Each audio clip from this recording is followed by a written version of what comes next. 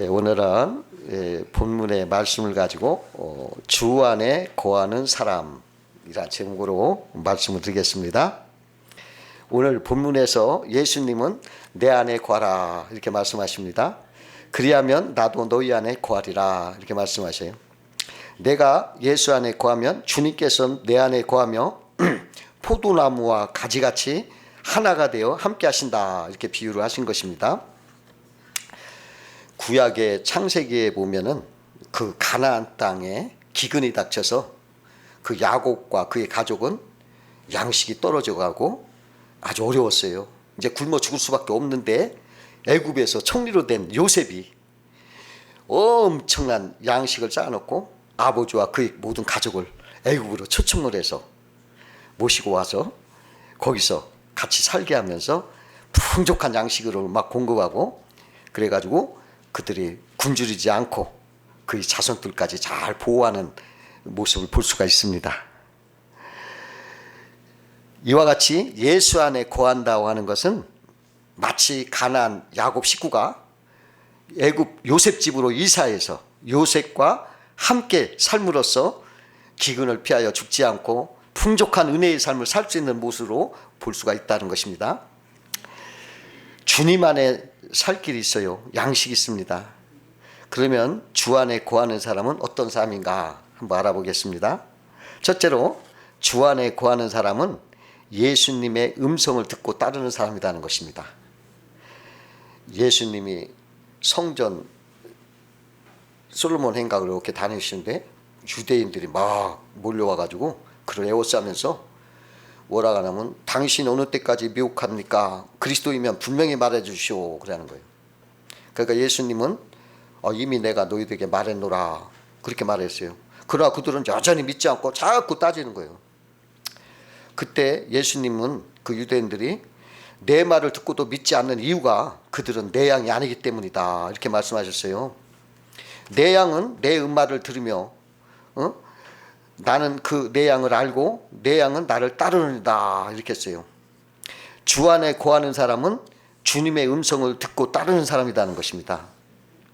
어떤 사람은 나는 주님의 음성을 듣지 못하는데 이렇게 염려합니다. 그러나 깨닫지 못해서 그렇지 이미 듣고 있는 것입니다.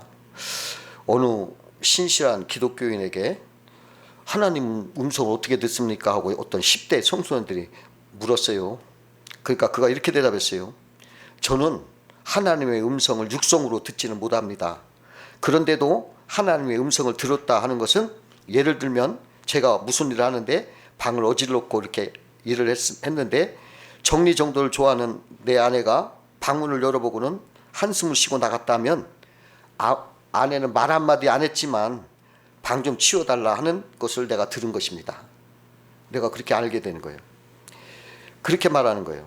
꼭 말로 듣는 게 아니라 그러한 것을 보고 듣는다는 것입니다.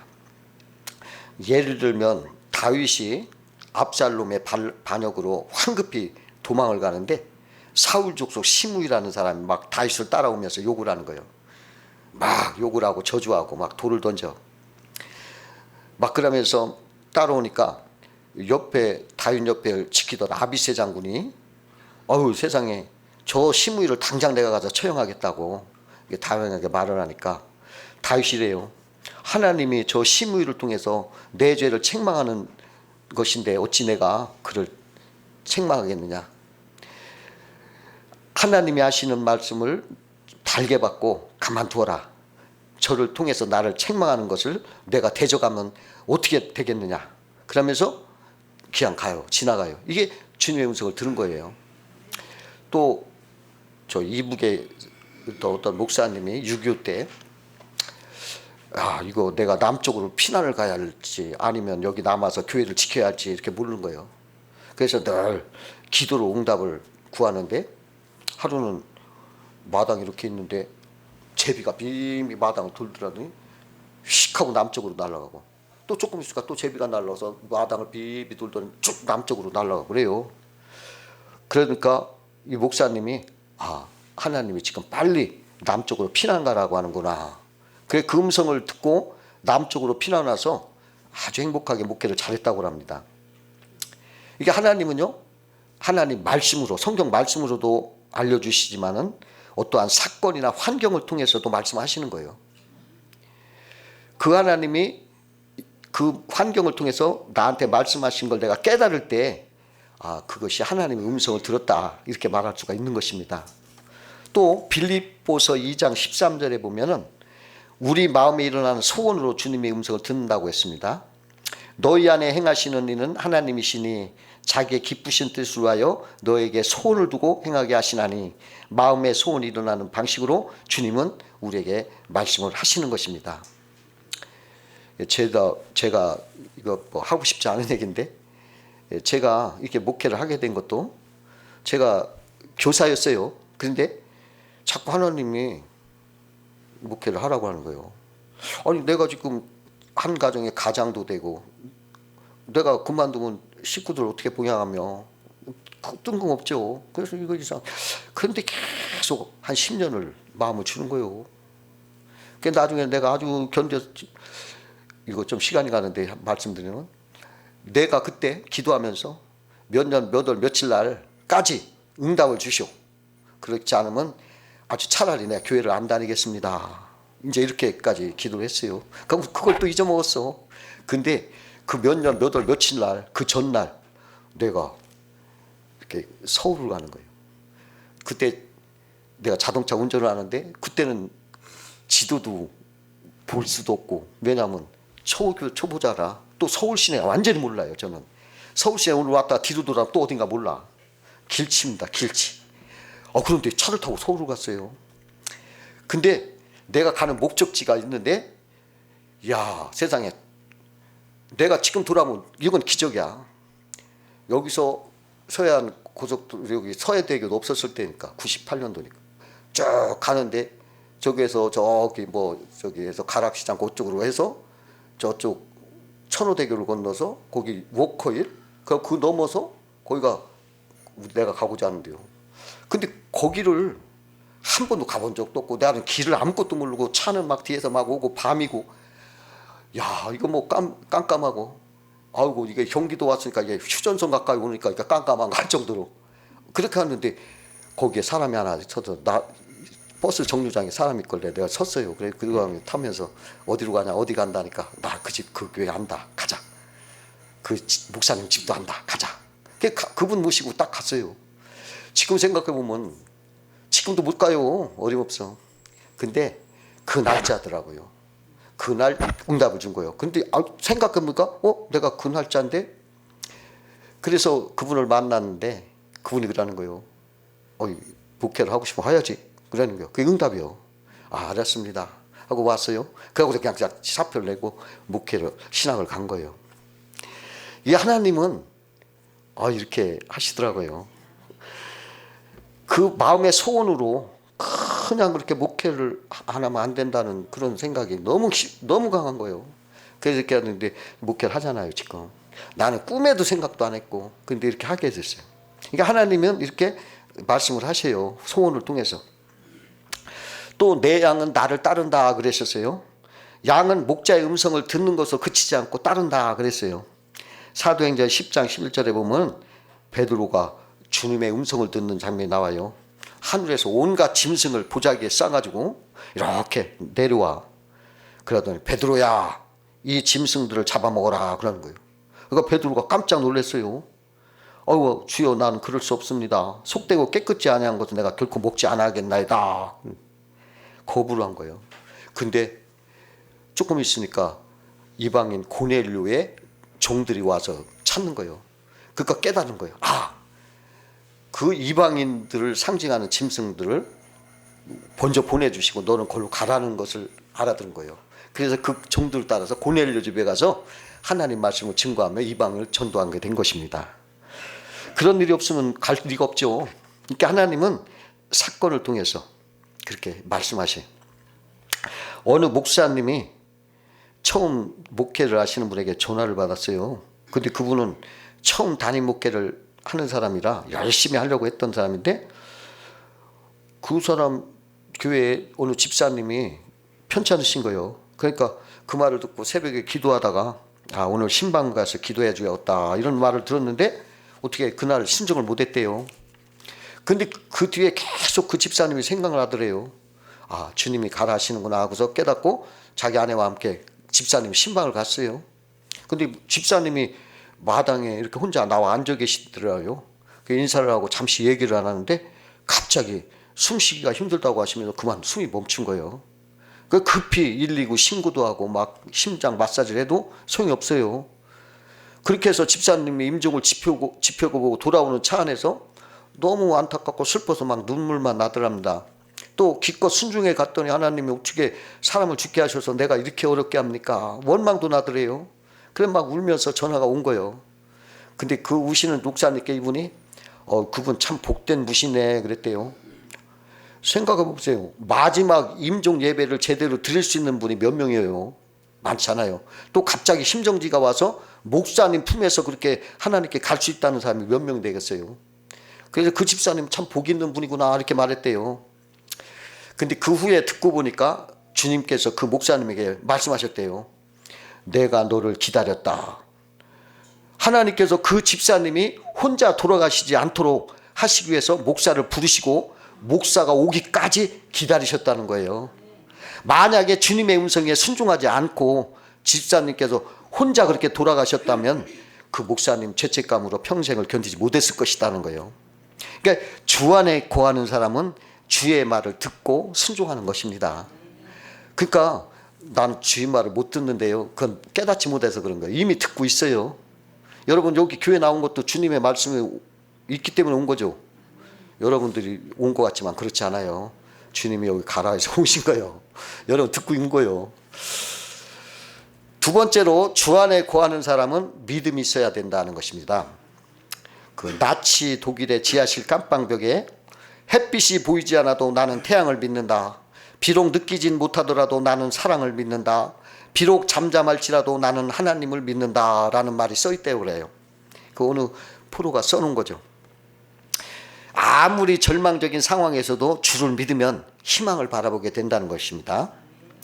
그 오래전에 미국 캘리포니아주에 지진이 일어났을 때인데 그때 사람들은 막 모두 겁에 질려서 막 이리 뛰고 저리 뛰고 막 피하고 막 야단 법석했대요. 그런데 나이 많은 한 부인 성도는 자기 집에 조용히 남아 있었다고 합니다. 지진이 끝난 후 사람들은 그 노부인에게 물었어요. 아니 어떻게 그런 소동 속에서도 의자에 기쁜 얼굴로 앉아 있을 수 있습니까? 그러니까 그 부인이 대답을 하는데 나는 내 하나님께서 온 세상을 이토록 흔드시는 능력의 하나님이라는 생각과 그러한 가운데 나를 그의 손안에 안전하게 붙들어 주신다는 생각으로 기쁨이 겨워서 무서워할 겨를이 없었습니다. 이렇게 말하더라는 거예요. 이 믿음이 이렇게 위대한 것입니다. 그와 같이 우리가 예수 믿어 예수 안에 있으면 걱정거리가 없어져요. 전능하신 분이 그걸 아시기 때문에 주님이 맡아주시는 거예요. 그래서 걱정거리, 고민거리가 다가와도 그게 오래가지 못하는 겁니다. 오래가지 않아요. 그 위대한 선교사 리빙스턴이 16년 동안 막 맹수가 울고는 아프리카에서 선교 활동을 잠깐 멈추고 영국으로 잠깐 돌아왔어요. 그리고 글래스고 대학교에서 설교를 하면서 간증을 했어요. 힘이 들고 고독한 선교사 생활 가운데 저를 지탱해 준 것이 있다면 그것은 볼지어다 내가 세상 끝날까지 너희와 항상 함께 있으리라 하고 말씀하신 그리스도의 말씀이었습니다. 그리고 그가 다시 아프리카에 돌아가서 그는 마지막까지 우리와 함께 하신다는 임마누엘 약속을 지켜주신 예수님을 막 찬양하면서 하늘나라로 부름을 받았어요. 그가 그처럼 영적인 삶을 살면서 사역할 수 있었던 힘은 바로 전능하신 하나님이 함께하는 임마누엘 약속을 믿는 믿음에서 나온 거예요. 그 예수님이 십자가 지시고 죽으셨다가 다시 부활하시는데 숨어있는 제자들을 찾아오셨어요. 근데 그때 하필이면 제자 중에 도마는 그 자리에 없었어요. 다른 제자들이 도마를 만난다고 우리 예수님을 주를 보았다. 그러니까 도마가 뭐라고 하냐면 내가 그의 손에 못자국을 보며 내 손가락을 그 못자국에 넣으며 내 손을 그 옆구리에 넣어보지 않고는 나는 믿지 않겠노라 이래요. 근데 여드레 후에 제자들이 다시 집안에 있을 때 도마도 그때 함께 있었어요. 그 자리에 예수께서 오셔서 너에게 평강이 있을지어다 하시고 도마에게 이르시되 못 자고 한 내 손을 보고 내 손을 내밀어 내 옆구리에 창을 찔린 것을 만져봐라. 그리하여 믿음 없는 자가 되지 말고 믿는 자가 되라 하셨을 때 도마가 엎드러져서 나의 주님이시오 나의 하나님이시니다 하고 외쳤습니다. 예수께서 이르시되 너는 나를 본고로 믿느냐 보지 못하고 믿는 자들은 복되도다 하셨습니다. 사람들은 눈으로 보고 손을 만져보야 믿겠다지만 우리는 보지 않고도 느끼지 않고도 주님의 말씀은 절대 진리이기 때문에 우리는 절대적으로 믿어야 한다. 보지 않아도 믿어야 돼요. 그 월버 체프맨이라는 목사님이 청년 시절에 무디 집회에 참석한 적이 있었습니다. 근데 그날 구원에 관한 설교를 들었어요. 그 집회가 끝난 후 체프맨이 무대를 찾아갔어요. 무디 선생님, 저는 구원의 확신이 없습니다. 그때 무디가 물었어요. 예수 그리스도를 믿습니까? 네, 믿기는 한데 자신이 없습니다. 무디는 요한복음 5장 24절 읽어보세요. 그래. 내가 진실로 너에게 이르노니 내 말을 듣고 나 보내신 이를 믿는 자는 영생을 얻었고 심판에 이르지 아니하나니 사망에서 생명으로 옮겼느니라. 체프맨에게 이 말씀을 믿느냐? 그러니까 믿는다. 그러면 영생을 얻었습니까? 글쎄요. 무디가 다시 한번 읽어보라고 하는 거예요. 그리고 또 묻습니다. 믿는 자가 영생을 얻었다면 당신에게 영생이 있습니까? 그걸 모르겠네요. 이때 무디가 소리쳤어요. 당신이 무엇인데 하나님을 무시합니까? 하나님이 믿는 자에게 영생이 있다면 있는 것입니다. 무디의 고함에 깜짝 놀란 체프맨이 그러면 나에게 영생이 있는 겁니까? 하고 되물었어요. 그럼 하나님이 있다면 있는 것이지 하고 무디의 말에 체프맨은 자기 구원 확신 없이 아무것도 행치 못하고 살았음을 깨달았고 그 후에 체프맨은 회개를 하면서 신학을 하고 목사가 되어서 무디가 은퇴한 후에 그 교회를 후임자로 세웠던 것입니다. 그러니까 주님의 말씀은 내 느낌이나 감정 그걸로 믿는 게 아니에요. 내 느낌이나 감정은 어떻든 하나님의 말씀이 진리기 때문에 그냥 그걸 그대로 믿어야 돼. 그냥 그대로. 그게 믿음입니다. 세 번째로 주 안에 거하는 사람은 회개해서 새 사람으로 변화돼야 됩니다. 그 세계적인 문호 빅토르 위고에게 큰 사건이 일어났어요. 그의 외동딸이 세느강에서 시체로 발견된 거예요. 근데 그 옆에는 아버지의 심한 외도와 과음, 거기에 짓눌려 사는 엄마, 너무 비참한 생활을 보고 자기가 삶의 의욕을 잃어서 이게 죽었다고 유서를 남겨놨어요. 그러니까 위고는 그것을 보고 이것은 나를 향한 하나님의 심판이다 하고 외치면서 반성을 하고 회개를 해서 완전히 새 사람이 됐습니다. 그 공무원이 돼서 헌신적으로 일해서 프랑스 교육부장까지 지냈고 프랑스 국기인 3세기의 유공자가 되었습니다. 또 독실한 신앙생활을 하면서 그의 문학도 더욱 깊어갔습니다. 한 사람의 회개는 자신과 세계를 바꿔놓았습니다. 회개하여 새 사람 되는 것이 주 안에 있는 사람인 것입니다. 그 미국의 35대 대통령인 존 케네디 대통령이 그 양조장을 하는 아버지에게 밑에서 자랐어요. 그 아버지 케네디는 아일랜드에서 이주해 와서 양조장을 수십 년 동안 운영해가지고 많은 돈을 벌어서 억만장자가 됐습니다. 그러나 그의 여러 아들 중에 하나는 중풍병으로 걸렸고 하나는 비행기 추락사고로 죽었고 대통령 아들은 암살당했고 대통령 후보였던 로버트도 총에 맞아 죽었고 상원으로 있던 에드워드도 여비서 익사 스캔들에 휩싸여 곤욕을 치렀어요. 아들들이 이렇게 비참한 생애를 마치거나 어려움에 빠지는 걸 본 아버지는 내가 수십 년간 술을 만들어 팔아 많은 가정을 불화하게 했고 분쟁을 일으켰으며 사람들을 죽게 했으니 이렇게 죄값을 받는 것이다. 막 이렇게 고백하면서 자기가 술 사고한 것에 대해서 크게 후회를 했다는 거예요. 그 케네디 대통령도 종교는 자유다라고 하면서 학교에 있던 기도실을 없애라. 10계명도 없애라. 그리고 막 학교에다가 종교 강요하지 마라 이렇게 했었어요. 근데 그 후부터 학교가 막 총기 사고가 나고 학생들이 막 타락을 하고 음란하고 막 그냥 모든 죄가 범했어요.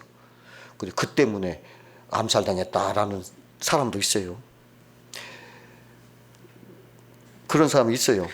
우리는 회개를 하고 살아야 됩니다. 어떤 사람이 기차를 잘못 탔어. 그런데 그가 기차를 갈아타야 생각은 안 하고 기차 안에서 막 청소하고 노약자를 도와주고 배고픈 자기가 막 음식을 사주고 막 선행을 베푸는 거예요. 그 기차 안에 승객들은 그를 막 칭찬하는 거예요. 그러나 그가 종착역은 어디예요? 그가 목적하는 곳이 아닌 전혀 다른 곳이에요. 그는 목적지가 도착하기 위해서는 기차 안에서 선행을 베풀 것이 아니라 잘못된 기차를 바른 기차로 옮겨 타야 됐어요. 이 우리나라 세계 사람들이 잘못된 기차를 타고 그냥 선행을 하고 착한 일을 하고 막 이러면 천국 가는 줄 아는데 안 그래요. 오직 바른 기차, 예수 그리스도의 열차를 타야만이 목적지 천국에 갈 수 있다는 걸 꼭 알아야 돼. 잘못된 기차에서 아무리 선행을 한다고 천국 안 가는 거예요. 기차를 갈아타야 돼. 이게 회개하는 사람은 잘못된 길을 얼른 돌이켜서 바른 길을 걸어가야 된다는 거죠. 네 번째로 주 안에 거하는 사람은 예수 생명으로 좋은 열매를 맺어야 된다는 거예요. 예수님은 우리가 주 안에 거하는 것이 포도나무와 가지의 비유로 말씀하셨어요. 포도나무는 다른 용도로는 쓰지 않고 오직 열매를 내는 데만 쓴다고 합니다. 포도나무는 그 존재 이유가 오직 포도만 내는 그런 데 사용되는 나무예요. 그래서 열매를 내지 못하면 아무짝에 못 써요. 무슨 목재도 못 만들고 뭐 집을 질 수도 없어. 왜냐하면 약하니까. 이거 오직 땔감으로만 사용되는 거예요. 그렇지 열매를 없으면. 근데요, 이 포도라는 열매가 얼마나 좋아요. 포도를 먹으면 사람들이 유쾌해져요. 또 슬프고 괴로운 사람들이 이 포도를 먹으면 그 우울한 기분이 없어지고 상쾌해지면서 회복이 돼요. 또 이 포도는 치료제로도 쓰입니다. 아픈 사람에게 상처를 소독하고 낫게 하는 약으로 쓰고, 또 포도는 귀한 양분이 됩니다. 양식이 돼서 사람들에게 공급을 하고, 또 이것이 발효하면 아름다운 핑크색으로 왕의 식탁에까지 올라가는 포도주가 되는 것입니다. 포도는 이렇게 우리에게 유익한 열매인 거예요. 그러므로 주 안에 거하는 사람은 포도처럼 유익하고 멋지고 감미로운 사람이 되어야 된다는 거예요. 주 안에 거하는 사람은 포도처럼 남을 유쾌하게 하고 남을 치료하고 남의 유익을 주는 사람이 되어야 되는 거예요. 남을 불쾌하게 하고 슬프게 하고 괴롭게 하면 주 안에 거하는 사람이 아니라는 거예요. 그 탄광촌을 방문한 어느 젊은 신부가 탄광에 이렇게 들어가 보니까 탄광이 어둡고 더러운 탄광의 갱안에 어떻게 통로측에 아름답고 하얀 꽃이 자라는 모양을 보고 깜짝 놀랐어요. 어떻게 이렇게 시커먼 탄광에서 이처럼 깨끗하고 아름다운 하얀 꽃이 피어날 수 있습니까? 그러니까 옆에 있던 광부가 검은 탄가를 들어 꽃에 한번 부어보시오 그랬는데, 그래서 신부가 그 망대를 부어봤더니 검은 탄가루가 꽃잎에 닿자마자 바닥으로 다 쏟아져. 꽃에 생명이 있기 때문에 꽃잎 표면이 매끄러워서 검은 탄가루가 꽃잎에 붙지 않은 거예요. 그와 같이 주님 안에 거하는 사람은 주의 생명이 있어야 돼요. 그러면 세상의 오염에 묻지 않은 거예요. 주의 생명이 있다면. 여러분, 짠 바닷물에 사는 고기 짭니까? 안 짜요. 왜? 그 속에 생명이 있으니까. 만약에 죽으면 짠 바닷물이 스며들어 짜게 되겠죠. 생명 있는 사람은 오염되지 않아요. 세상에 살아도 거기에 물들지 않고 좋은 열매를 맺어요. 그러니까 예수 안에 붙어 있으면 이렇게 되는 것입니다. 다섯 번째로 주 안에 거하는 사람은 기도하는 사람인 거예요. 기도는 주님과의 대화입니다. 기도가 끊어지면 주님과 끊어지기 쉽습니다. 그래서 주님께서는 설교하는 거, 찬송하는 거 이거 안 가르쳐 주시고 오직 기도하는 것만 여러 번 가르쳐 주신 거예요. 그만큼 기도가 중요하다는 거예요. 여러분, 이 신앙생활은 기도가 제일 중요하다는 거 아시기 바랍니다. 그 마르틴 루터는 하루에 2시간 내서 3시간 기도했습니다. 근데 그분은 바쁘면 더 기도했어요. 왜? 마귀가 틈탈까 두려워서 바쁠수록 더 기도했대요. 요한 웨슬레도 매일 새벽 4시에 일어나 기도를 했다고 합니다. 캐논 리든이라는 사람은 기도는 하나님께 지분거리며 때를 쓰는 것이다 라고 말했어요. 보이지 않는 힘과 씨름한다는 것입니다. 어떤 분이 나는 새벽 기도 시간에 5,000명을 중보 기도합니다. 그런 말을 내가 읽어봤어요. 내가 깜짝 놀랐지. 어떻게 5,000명? 따져봤죠. 1시간에 몇 초요? 3,600초요. 근데 그분 중보 기도를 왜 어떻게 하나 하고 봤더니 이렇게 얘기해요. 이름을 적은 거를 보고 아무개 병 낫게 하옵소서, 아무개 사업 잘 되게 하옵소서, 아무개 뭐하게 하옵소서. 근데 그거 보니까 1초요. 한 사람당. 그러니까 1시간 반만 해도 5천 명 할 수 있겠더라고요. 근데 그렇게 기도해도 큰 역사가 나타난대요.